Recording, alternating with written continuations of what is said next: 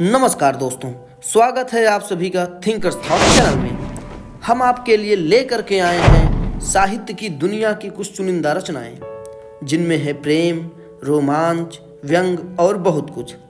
इसी कड़ी में शरद जोशी जी की लिखी हुई कालजयी रचना नेतृत्व की ताकत आपके सामने पेश की जा रही है।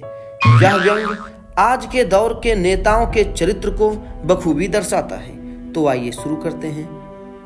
नेतृत्व की ताकत। नेता शब्द दो अक्षरों से बना हुआ है, ने और ता। इनमें एक भी अक्षर कम हो तो कोई नेता नहीं बन सकता। मगर हमारे शहर के नेताजी के साथ एक अजीब ट्रेजेडी हुई। वे बड़ी भागदौड़ में रहते थे। दिन गेस्ट हाउस में गुजारते, रातें डाक बंगलों में, लंच अफसरों के साथ करते, डिनर सेठों के साथ। इस बीच तो वक्त मिलता उसमें भाषण देते, कार्यकर्ताओं को संबोधित करते, कभी कभी खुद भी संबोधित हो जाते। मतलब यह कि बड़े व्यस्त रहते थे। ने और ता दो अक्षरों से मिलकर तो बने ही हुए थे। हुआ यूं कि उनका ता खो गया, सिर्फ ने रह गया। इतने बड़े नेता और ता गायब। शुरू में तो उन्हें पता ही नहीं चला। बाद में सेक्रेटरी ने बताया कि आपका ता नहीं मिल रहा है, आप सिर्फ ने से काम चला रहे हैं। नेता बड़े परेशान।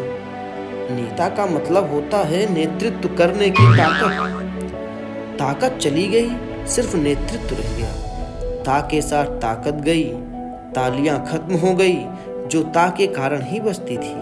ताजगी नहीं रही। नेता बहुत चीखे, यह मेरे खिलाफ हरकत विरोधी दलों ने की है, इसमें विदेशी शक्तियों का हाथ है, यह मेरी छवि को धूमिल करने का प्रयत्न है। पर जिसका ता चला जाए उस नेता की भला सुनता ही कौन है। सीआईडी लगाई गई, सीबीआई ने जांच की, राव की मदद ली गई, पर ता नहीं मिला। नेता ने एक सेठ से कहा, यार हमारा ता गायब है, अपने ताले में से हमें ता दे दो। सेठ कुछ देर सोचता रहा, फिर बोला, यह सच है कि मुझे ले की जरूरत रहती है, क्योंकि दे का काम तो नहीं पड़ता। मगर ताले का ताज चला जाएगा तो लेकर रखेंगे कहाँ? सब इनकम टैक्स वाले ले जाएंगे। तू नेता रहे कि ना रहे, मेरे ताले का ता तो मैं तुझे नहीं दूंगा। ता मेरे लिए बहुत जरूरी है। कभी तालाबंदी करनी पड़ी तो ऐसे वक्त तो तू मजदूरों का साथ देगा, मुझे ता थोड़े देगा।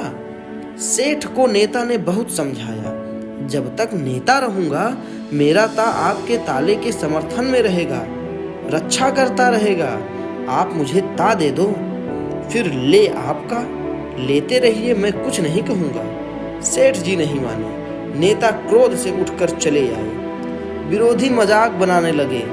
अखबारों में खबर उछली कि कई दिनों से नेता का ता नहीं रहा। अगर ने भी चला गया तो ये कहीं का नहीं रहेगा। खुद नेता के दल के लोगों ने दिल्ली जाकर शिकायत की, आपने एक ऐसा नेता हमारे सिर पर थोप रखा है जिसके पास ता ही नहीं है। नेता दुखी था, पर उसमें इतनी हिम्मत नहीं थी कि वह जनता में जाए और कबूल करे कि उसमें ता नहीं है। यदि वह ऐसा करता तो जनता शायद अपना ता उसे दे देती, पर उसे डर था कि जनता के सामने उसकी पोल खुल गई तो क्या होगा। एक दिन उसने अजीब काम किया। कमरा बंद कर जूते से ता निकाला और ने से चिपकाकर फिर से नेता बन गया। यद्यपि उसके व्यक्तित्व से दुर्गंध आ रही थी, मगर वह खुश था कि चलो नेता तो हूँ। केंद्र ने भी उसका समर्थन किया, पार्टी ने भी कहा, जो भी हो ठीक है, नेता तो है, हम फिलहाल परिवर्तन के पक्ष में नहीं हैं। समस्या सिर्फ यह रह गई कि लोगों को इस बात का पता चल गया।